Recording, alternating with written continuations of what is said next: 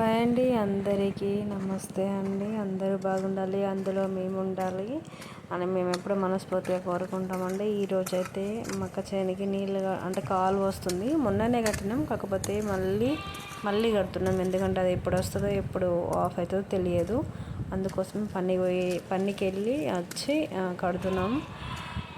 ఇక ఇది ఒక్కసారి అయితే అయిపోతుందండి. ఇక ఆల్మోస్ట్ కోతకు వచ్చినట్టే. ఇంకొక 15 డేస్ అయితే అయిపోతుంది. అందుకోసం అనేసి కడుతున్నాం. అదే మేల్ ఫీమేల్ అండి మక్క చేను అది. మక్క చేనుకి అయితే ఇట్లా నీళ్ళు అయిందండి, చూడండి. వారిస్తున్నాం. ఇది చూడండి ఫ్రెండ్స్, బాగానే చాలా అయింది. వస్తుంది. పొద్దున బట్ పనికి వెళ్ళాం, కాకపోతే బాగానే కొంచెం పల్చగా మొలిచింది చేనుకి మక్క. నీళ్ళు వారిస్తున్నాం. అప్పుడు ఫస్ట్ స్టార్టింగ్ మక్క గింజలు పెట్టినప్పుడు వాటర్ సరిగా ఎగుడు ఉండేసరికి ఇది మా మక్క సరిగా చేను. వారలేదు. అందుకోసమని కొంచెం పల్చగా అయింది. అయినా ఓకే లేండి, ఎందుకంటే ఇది ఎంత మనకు బాకీ ఉంటే అంతే వస్తుంది అంటారు కదా. కర్రలు అయితే మొత్తం కళ్ళకి ఘోరంగా కోసుకుపోతున్నాయండి. మనం ఉంటేనే అవి వాటర్ వారుతాయి, లేకపోతే సైడ్లోకి వెళ్ళిపోతాయి, పక్క తోటకూర వాళ్ళ అయితే చేనులోకి ఎంత వెళ్ళిపోతాయి. బాగుందో చూడండి, మంచిగా ఉంది తోటకూర. సో అందుకోసమని తోటకూరనైతే అసలు లేతగా ఉందండి, చాలా బాగుంది. చాలా అంటే చాలా తోటకూర మొలిచింది. వెళ్ళేటప్పుడు తెంపుకొని వెళ్దామని అనుకున్నా, కానీ వీలు కాలేదు.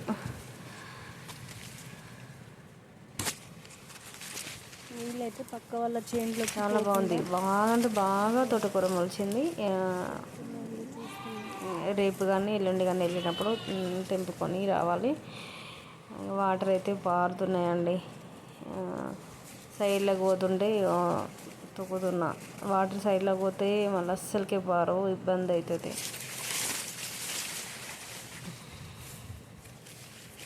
సరే అండి. ఇక్కడ పోతున్నాయి, ఎక్కడ పోతున్నాయి అసలు ఇది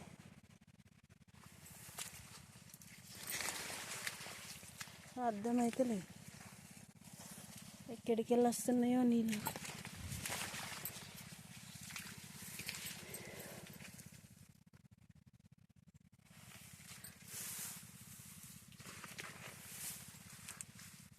ఇక్కడికి వెళ్ళి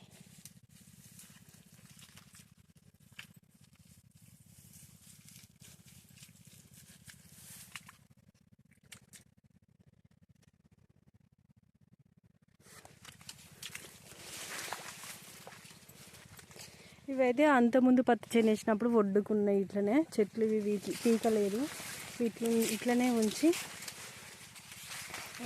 మక్క అయితే వేసినాం. ఎందుకంటే ఎండాకాలం పాపం గొర్రెలు మేకలు వస్తాయి కదా, వాటి కోసం అని ఉంచినాం.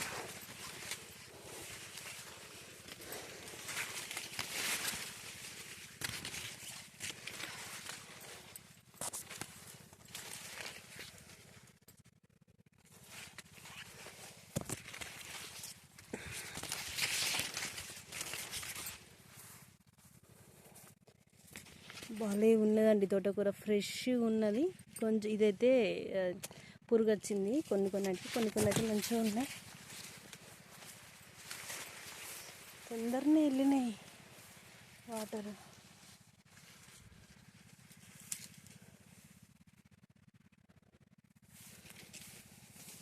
ఇక్కడ ఆగిపోయినాయండి వాటరు.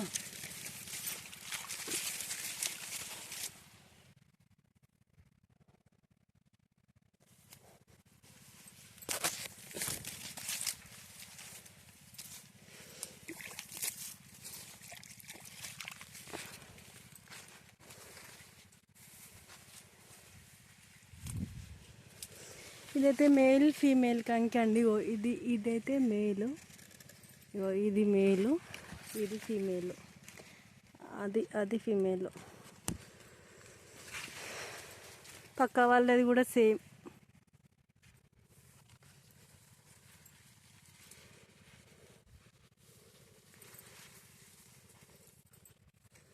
వాటర్ అన్నట్టే పోతున్నాయి.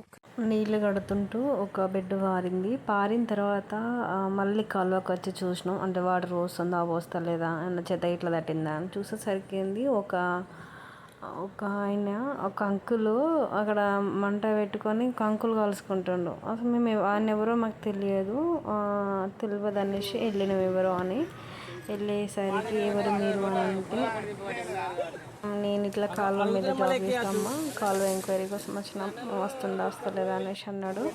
ఇందాక అంకులు కలుసుకుంటుంటే అన్నయ్య వాళ్ళు వచ్చి కాలువలో దిగిరి, వాళ్ళ మోటార్ వస్తలేదు, అంతా చెత్త అంతా తట్టింది అనేసి అందరు వచ్చి అయితే చూస్తున్నారు. అన్నయ్య ఒకటే దిగిండు, ఎందుకంటే అన్నయ్య వాళ్ళ మోటార్ని ఈజీగానే వచ్చింది అందులోకి వెళ్ళి, అందుకోసం ఒకటే దిగిండు.